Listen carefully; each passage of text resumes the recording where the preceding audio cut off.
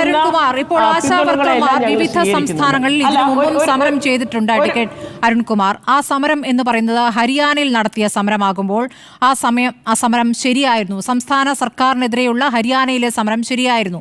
കർണാടകയിൽ നടത്തിയ സമരം ശരിയായിരുന്നു. പശ്ചിമ ബംഗാളിൽ നടത്തിയ സമരം ശരിയായിരുന്നു. കേരളത്തിലേക്ക് വരുമ്പോൾ സംസ്ഥാന സർക്കാരിനെതിരെ എങ്ങനെ നിങ്ങൾ സമരം ചെയ്യുമെന്ന ചോദ്യം ഉയർത്തുമ്പോൾ നിങ്ങൾക്കതിൽ ആശയവ്യക്തതയുണ്ടോ? ഈ സമരം തുടങ്ങിയിട്ട് 21 ദിവസമായി എന്നതാണല്ലോ സൂചിപ്പിച്ചത്. പല ഘട്ടത്തിൽ ഈ സമരമുദ്രാവാക്യങ്ങൾ വച്ചുകൊണ്ട് നമ്മൾ ചർച്ചയുടെ ഭാഗമായിട്ടിരുന്നിട്ടുണ്ട്. ഇതിൽ പലതവണ ഇപ്പോൾ സമരം ചെയ്യുന്നവർ ഉന്നയിച്ച മുദ്രാവാക്യങ്ങൾ അത് തെറ്റാണെന്നും ഒരിക്കലും ഇല്ലാത്ത വിഷയങ്ങൾ ചൂണ്ടിക്കാണിച്ചുകൊണ്ടാണ് സമരം നടത്തുന്നതും ആ ചർച്ചയുടെ ഭാഗമായി തെളിയിക്കപ്പെടുന്ന സാഹചര്യം ഉണ്ടായി. ഇപ്പോൾ മറ്റു പല മുദ്രാവാക്യങ്ങൾ ഉയർത്തിക്കൊണ്ടും ആവശ്യങ്ങൾ ഉന്നയിച്ചുകൊണ്ടും ഈ സമരം നീട്ടിക്കൊണ്ടു പോകുന്ന ഒരു സാഹചര്യമാണ് കാണുന്നത്. ഏറ്റവും ഗൗരവമായിട്ട് ഇവർ സൂചിപ്പിച്ചത് ആശാ വർക്കേഴ്സിന് മറ്റു തൊഴിലുകളിൽ ഏർപ്പെടാൻ പാടില്ല എന്ന ഉത്തരവ് സംസ്ഥാന ഗവൺമെന്റ് പുറത്തിറക്കി എന്നതാണ് ആദ്യത്തെ ഒരാഴ്ച വലിയ മുദ്രാവാക്യമായിട്ട് ഉയർത്തിയിരിക്കുന്നത്. എന്നാൽ പൂർണ്ണ സമയം മറ്റു തൊഴിലുകളിൽ ഏർപ്പെടുന്നവർ ആശാ വർക്കേഴ്സായി ജോലി ചെയ്താൽ ഏറ്റവും സാധാരണക്കാരായിട്ടുള്ള ഗർഭിണികൾക്കും കുട്ടികൾക്കും സമൂഹത്തിന് സേവനം കിട്ടില്ല. അതുകൊണ്ട് പൂർണ്ണമായി മുഴുവൻ സമയം മറ്റു ജോലിയിൽ കേന്ദ്രീകരിക്കുന്നവർ ആശാ വർക്കേഴ്സായി ജോലി ചെയ്യരുത് എന്നതാണ് ഉത്തരവ് എന്ന് കൃത്യമായി ക്ലാരിഫൈ ചെയ്തു. അപ്പോൾ ആ മുദ്രാവാക്യം വിട്ടു. ആദ്യഘട്ടങ്ങളിൽ ഈ മുഴുവൻ സമയ ജോലി ഉണ്ടായിരുന്നില്ലല്ലോ. നിങ്ങൾക്ക് പറ്റുന്ന 1-2 മണിക്കൂർ എന്നുള്ളതായിരുന്നു ആദ്യകാലങ്ങളിൽ ഉണ്ടായിരുന്നത്. അത് കാലാകാലങ്ങളിൽ മാറുകയും ഒരു മുഴുവൻ സമയ ജോലിയായി മാറുകയും ചെയ്തതാണ്. അപ്പോൾ അവരെ സംബന്ധിച്ച് അത് മറ്റു ജോലികൾക്ക് പോകാൻ പറ്റാത്ത രീതിയിൽ ആ ഉത്തരവിനെ നിങ്ങൾക്ക് എങ്ങനെ വേണമെങ്കിലും വ്യാഖ്യാനിക്കാം. രാവിലെ 9 മുതൽ വൈകിട്ട് 4 വരെ, അതിനുശേഷം ഈ രേഖയിൽപ്പെടുത്താത്ത തന്നെ ഇവിടുത്തെ കാര്യങ്ങൾ, ഇവർ ചെയ്ത കാര്യങ്ങൾ രേഖപ്പെടുത്താനായി ആശുപത്രിയിലേക്ക് പോകൽ, അത് എഴുതി കൊടുക്കൽ തുടങ്ങിയ കാര്യങ്ങൾ കഴിഞ്ഞ ശേഷം രാത്രി മാത്രം മടങ്ങാൻ പറ്റുന്ന ഒരു വിഭാഗമാണിവർ. അപ്പോൾ മറ്റു തൊഴിൽ എങ്ങനെയാണ് സാധ്യമാവുക? അല്ല, അങ്ങ് ദയവായി ഇടപെടുമ്പോൾ 12 മിനിറ്റ് ഒരു ആശാ വർക്കറിന് സംസാരിക്കാൻ കൊടുത്തിട്ട് ഞാൻ 1.5 മിനിറ്റ് സംസാരിക്കുമ്പോഴേക്കും ഇടപെടുകയാണ്. ഞാൻ പറയുന്ന വാക്കിനും വാചകത്തിനും എനിക്ക് പൂർണ്ണമായിട്ടുള്ള ഉത്തരവാദിത്തമുണ്ട്. ഈ കേരളത്തിൽ ഇത്തരത്തിലൊരു ഉത്തരവ് മറ്റു പൂർണ്ണ തൊഴിലുകളിൽ ഏർപ്പെട്ടവർ ആശാ വർക്കേഴ്സായി ജോലി ചെയ്യരുത് എന്നതല്ലാതെ മറ്റേതെങ്കിലും ഒരു ഉത്തരവ് ഒരാശാ വർക്കർ മറ്റു തൊഴിലിൽ ഏർപ്പെടുന്നതുമായിട്ട് ബന്ധപ്പെട്ട് ഇവിടെ ഉണ്ടെങ്കിൽ അത് കാണിക്കേ. ഇതുവരെ അത് പുറത്തേക്ക് വന്നിട്ടില്ലല്ലോ അങ്ങനെ ഒരു ഉത്തരവ്. ഇവിടെ ആശാ വർക്കേഴ്സായി ജോലി ചെയ്യുന്നവർ പഞ്ചായത്ത് മെമ്പർമാരായി ജോലി ചെയ്യുന്നു, അതുപോലെ തന്നെ തൊഴിലുറപ്പ് പദ്ധതിയിൽ ജോലി ചെയ്യുന്നു, മറ്റു പല മേഖലകളിൽ ജോലി ചെയ്യുന്നവരുണ്ട്. അതിനൊന്നും ഒരു തടസ്സമില്ല. ഇപ്പോൾ ഇവിടെ ചർച്ചയുടെ ഭാഗമായി ചില ദിവസം ഇരുന്നയാൾ നിയമസഭാ തെരഞ്ഞെടുപ്പിലടക്കം പലതവണ മത്സരിച്ചവർ ഉൾപ്പെടെ ആശാ വർക്കേഴ്സിന് വേണ്ടിയിട്ട് ചർച്ചയിൽ പങ്കെടുത്തിട്ടുണ്ട്. ഞാൻ സൂചിപ്പിച്ചത് പല മേഖലയിൽ ജോലി ചെയ്യുന്നവരുണ്ട്. പക്ഷേ ഏതെങ്കിലും ഒരു മേഖലയിൽ പൂർണ്ണ സമയം ജോലി ചെയ്യുന്നവർ ആശാ വർക്കേഴ്സായി ജോലി ചെയ്യാൻ പാടില്ല എന്നുള്ള ഉത്തരവാണ്. അത് കൃത്യമായിട്ട് ഈ ഗവൺമെന്റ് പാസ്സാക്കിയത്, പുറത്തിറക്കിയത് അത് ജനങ്ങൾക്ക് ഗുണം കിട്ടാൻ വേണ്ടിയിട്ടാണ്. രാവിലെ മുതൽ വൈകുന്നേരം വരെ മറ്റേതെങ്കിലും മേഖലയിൽ പൂർണ്ണ സമയം ജോലി ചെയ്യുന്നവർ ആശാ വർക്കേഴ്സായി മാറിയാൽ എങ്ങനെ ആശാ വർക്കേഴ്സിന്റെ ചുമതല നിർവഹിക്കാൻ കഴിയും? അത് ഗൗരവമായി ആ ഗവൺമെന്റ് ഉത്തരവ് എല്ലാവരും അംഗീകരിച്ചതും ആശാ വർക്കേഴ്സിന്റെ ആ പ്രവർത്തനത്തിന്റെ ഗുണം ജനങ്ങൾക്ക് കിട്ടാൻ വേണ്ടിയിട്ടാണ്. രണ്ടാമത് പെൻഷൻ പ്രായവുമായി ബന്ധപ്പെട്ടുകൊണ്ട് 62 വയസ്സെന്നുള്ള റിട്ടയർമെന്റ് പ്രായം പ്രഖ്യാപിച്ചപ്പോൾ തന്നെ ഇവിടെ പ്രതിഷേധം വന്നു. ആ ഉത്തരവ് മരവിപ്പിച്ചു. ഒരാൾ പോലും 62 വയസ്സായി റിട്ടയർ ആയി പോകേണ്ട സാഹചര്യം ഈ കേരളത്തിൽ ഉണ്ടായിട്ടില്ല. ഇപ്പോഴും 65 അതിൽ കൂടുതൽ വയസ്സുള്ളവർ ജോലി ചെയ്യുന്നുണ്ട്. ആരെങ്കിലും ഒരാൾ 62 വയസ്സായപ്പോ റിട്ടയർമെന്റ് ചെയ്യേണ്ടി വന്നു എന്ന് പറയുന്ന ഒരു പേര് ഇതുവരെ ഇവർ ഉന്നയിച്ചിട്ടുണ്ടോ 21 ദിവസമായിട്ട്? ഇല്ലല്ലോ.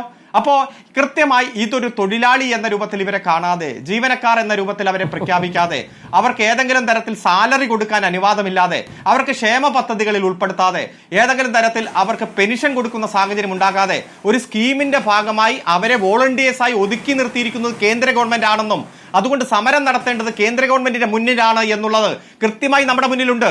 CITU ഈ കഴിഞ്ഞ ഒക്ടോബർ മാസം 16-ാം തീയതി സംസ്ഥാന ഗവൺമെന്റ് ഓഫീസിന് മുന്നിൽ, സെക്രട്ടേറിയറ്റിന് മുന്നിൽ സമരം നടത്തി. അതുപോലെ തന്നെ നവംബർ 29-ന് ഡൽഹിയിൽ പോയി രാജ്യത്തെ മുഴുവൻ ആശാ വർക്കേഴ്സിനെ റെപ്രസെന്റ് ചെയ്തുകൊണ്ട് സമരം നടത്തി. ഫെബ്രുവരി മാസം 5, 6, 7 സെക്രട്ടേറിയറ്റിന് മുന്നിൽ സമരം നടത്തി. അതായത് കേന്ദ്രം അംഗീകരിക്കേണ്ട പദ്ധതികൾ അവിടെ അംഗീകരിപ്പിക്കാനും സംസ്ഥാന ഗവൺമെന്റുമായി ബന്ധപ്പെട്ടുള്ള കാര്യങ്ങൾ അംഗീകരിപ്പിക്കാൻ ഇവിടെയും സമരം നടത്തി. പക്ഷേ ഇപ്പോൾ നടക്കുന്ന സമരം കേന്ദ്രത്തിനെതിരെ ഒരു സമരമില്ല, ഇത് സ്കീം പ്രഖ്യാപിച്ചവർക്കെതിരെ സമരമില്ല, ഇത് തൊഴിലാളിയായി അംഗീകരിക്കേണ്ടവർക്കെതിരെ സമരമില്ല, അതുപോലെ ഇത് സാലറിയാക്കി മാറ്റേണ്ടവർക്കെതിരെ, മറ്റ് പെൻഷൻ ആനുകൂല്യം കിട്ടേണ്ടവർക്കെതിരെ സമരമില്ല. മറിച്ച് എല്ലാം സംസ്ഥാന ഗവൺമെന്റാണ് ഉത്തരവാദി എന്ന് പറയുമ്പോൾ ഒറ്റ ചോദ്യം ചോദിക്കട്ടെ, ഇന്ത്യയിൽ ഇതുപോലെ ഓണററിയും ഇൻസെന്റീവും കൂട്ടി 13,200 കിട്ടുന്ന ഏതെങ്കിലും ഒരു സംസ്ഥാനം ഉണ്ടെങ്കിൽ ചൂണ്ടിക്കാണിക്ക്. ഇല്ലല്ലോ. തെലങ്കാനയിലും മറ്റൊരു സംസ്ഥാനത്തും ഓണററിയം കൂടുതലുണ്ട്, പക്ഷെ അവിടെ ഇൻസെന്റീവ് ഇല്ല. കൃത്യമായി അതിന്റെ പട്ടികയുണ്ട്. ഇന്ത്യയിലെ മുഴുവൻ സംസ്ഥാനങ്ങളിലും ആശാ വർക്കേഴ്സ് മേടിക്കുന്ന ശമ്പളത്തിന്റെ ആ കിട്ടുന്ന ആനുകൂല്യത്തിന്റെ കോപ്പി നമ്മുടെ വിവിധ കാര്യങ്ങളിൽ കേരളത്തിന്റെ ജീവിത നിലവാരത്തെക്കുറിച്ച് അഭിമാനം കൂറുന്ന നിങ്ങൾ 13,200 രൂപ മതി ഇവിടെ ഒരാൾക്ക് ജീവിക്കാൻ എന്ന്, ഒരു കുടുംബത്തിന് ജീവിക്കാൻ എന്ന് പ്രഖ്യാപിക്കുക കൂടിയാണോ? അതുകൂടി ഒന്ന് പറയൂ. ഇവിടെ ഈ ഗവൺമെന്റ് അധികാരത്തിൽ വരുമ്പോൾ വെറും 1000 രൂപയുണ്ടായിരുന്നതാണ് ഹോണറേറിയം 7000 രൂപയായും ഇൻസെന്റീവും വർദ്ധിപ്പിച്ചത്. പടിപടിയായി വർദ്ധിപ്പിക്കുകയാണ് ചെയ്തത്. UDFന്റെ 5 വർഷം വെറും 700 രൂപ വർദ്ധിപ്പിച്ച സ്ഥലത്താണ് ഹോണറേറിയം തന്നെ ഇവിടെ 6000 രൂപ വർദ്ധിപ്പിക്കുകയായി ചെയ്തത്. ഇതിലും കൂടുതൽ വർദ്ധിപ്പിക്കണമെന്ന ആഗ്രഹമുണ്ട്, ഇതിലും കൂടുതൽ ജീവിത നിലവാരത്തിലേക്ക് മാറ്റണമെന്ന ആഗ്രഹമുണ്ട്. ഡൽഹിയിൽ പോയി നമ്മൾ സമരം നടത്തുമ്പോൾ കേന്ദ്ര ഗവൺമെന്റ് ഇത് ജീവനക്കാരായി തൊഴിലാളിയായി അംഗീകരിച്ച് 26,000 രൂപ ഇവർക്ക് ശമ്പളമായി തരണമെന്നതാണ് നമ്മുടെ ആവശ്യം. പടിപടിയായി വർദ്ധിപ്പിക്കേണ്ട ഒരു സാഹചര്യം കേന്ദ്രത്തിന്റെ ഭാഗത്തുനിന്ന് ഇത്തരത്തിൽ അംഗീകരണം ഉണ്ടായാൽ അടിയന്തരമായി നടപ്പാക്കാനും, അതില്ലെങ്കിലും ഇപ്പോഴത്തെ സാമ്പത്തിക പ്രതിസന്ധിക്ക് ഒരു പരിഹാരം കണ്ടാൽ കൂടുതൽ മെച്ചപ്പെട്ട സൗകര്യം ഒരുക്കണമെന്ന് തന്നെയാണ് നിങ്ങൾ ഈ പറയുന്ന ഓണറേറിയം, ഈ പറഞ്ഞ പടിപടിയായി കൂട്ടിയ 7000 ഓണറേറിയം നിങ്ങൾ എത്ര മാസം കൂടുമ്പോഴാണ് കൊടുക്കുന്നത്? എത്ര മാസം കൂട്ടി വെച്ചിട്ടാണ് കൊടുക്കുന്നത്? അതിലാണ് നിങ്ങളുടെ പ്രയോറിറ്റി എന്താണെന്നുള്ള പ്രശ്നം വരുന്നത്. നിങ്ങൾ ഈ പറയുന്ന ഇവരുടെ അന്തസ്സായി ജീവിക്കാനുള്ള അവകാശത്തെക്കുറിച്ച് നിങ്ങൾക്കും ബോധമുണ്ടായിരുന്നു. 2014 ഇവിടെ UDF സർക്കാർ ഭരിക്കുമ്പോൾ നിയമസഭയിൽ ഓണറേറിയം 10,000 രൂപ ആക്കണമെന്ന് ആവശ്യപ്പെട്ടത് എളമരം കരീമാണ്. ആ എളമരം കരീമാണ് ഇപ്പോൾ ഈ സമരത്തെ അരാജക സമരം എന്ന് വിളിക്കുന്നത്, വിഭാഗീയത ഉണ്ടാക്കാനുള്ള സമരം എന്ന് വിളിക്കുന്നത്. അതായത് ഞങ്ങൾ ആവശ്യപ്പെടുമ്പോൾ അത് ശരിയായ സമരം, ഞങ്ങളില്ലാത്ത സമരങ്ങളെല്ലാം അരാജക സമരം. അതെന്ത് നിലപാടാണ്? അവർ ഉന്നയിച്ച ആവശ്യങ്ങളിൽ എന്ത് കള്ളത്തരമാണ് താങ്കൾ കാണുന്നത്? അവർ ഉന്നയിച്ച ആവശ്യങ്ങൾക്ക് ശേഷമല്ലേ ഇപ്പോൾ ഈ 10 മാനദണ്ഡങ്ങളിൽ ഇളവ് വരുത്താൻ തീരുമാനിച്ചത്? ഈ 62 വയസ്സിന് വിരമിക്കേണ്ട എന്ന ഉത്തരവ് എവിടെ? ആ ഉത്തരവ് കാണിക്കാമോ? അതിനുശേഷം വിരമിച്ചാൽ 5 ലക്ഷം വേണം എന്നുള്ള അവരുടെ ആവശ്യത്തിൽ അംഗീകാരമുണ്ടോ? അതിന്മേൽ തീരുമാനമായിട്ടുണ്ടോ? ഇതൊക്കെ തന്നെയും വിവിധ സംസ്ഥാനങ്ങളിൽ സംസ്ഥാന സർക്കാരുകൾക്കെതിരെ നടത്തിയ സമരമാണ്. അന്നൊക്കെ CITU ആ സമരങ്ങൾക്കുണ്ട്. അത് ഹരിയാനയിലുണ്ട്, അതാണ് ഞാൻ പറഞ്ഞത്, ഹരിയാനയിലുണ്ട്, കർണാടകയിലുണ്ട്. വിവിധ സംസ്ഥാനങ്ങളിലെ സമരത്തിലൊക്കെ CITU ഈ വിഷയത്തിൽ സംസ്ഥാന സർക്കാരുകൾക്കെതിരായ സമരങ്ങൾക്കുണ്ടാവുകയും ഇവിടേക്ക് ആ സമരം എത്തുമ്പോൾ, ഇവിടെ സംസ്ഥാന സർക്കാരിനെതിരെ സമരമാകുമ്പോൾ അതെങ്ങനെയാണ് അരാജക സമരമായി മാറുന്നത്?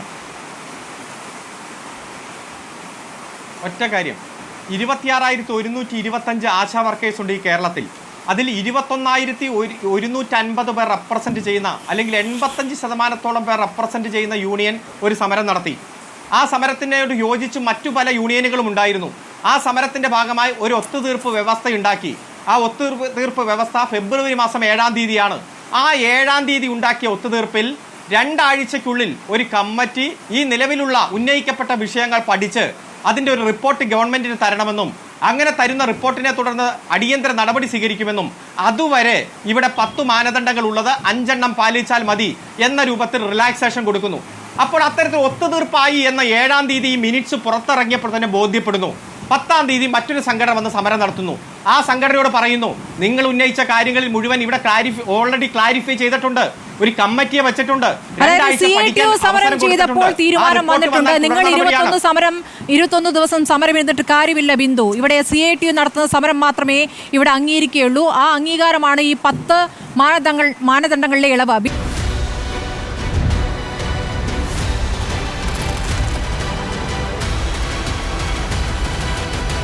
ഡിബേറ്റ് വിത്ത് സ്മൃതി പരുത്തിക്കാട്.